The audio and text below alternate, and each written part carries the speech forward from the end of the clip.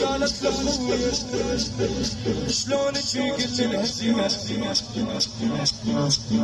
شلونك قلت لها زين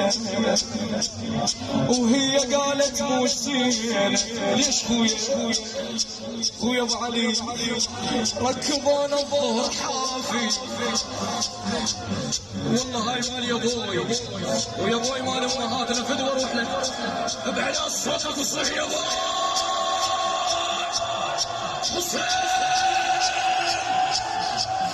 شلونك قلت لها زين وهي قالت مش زين ليش خويا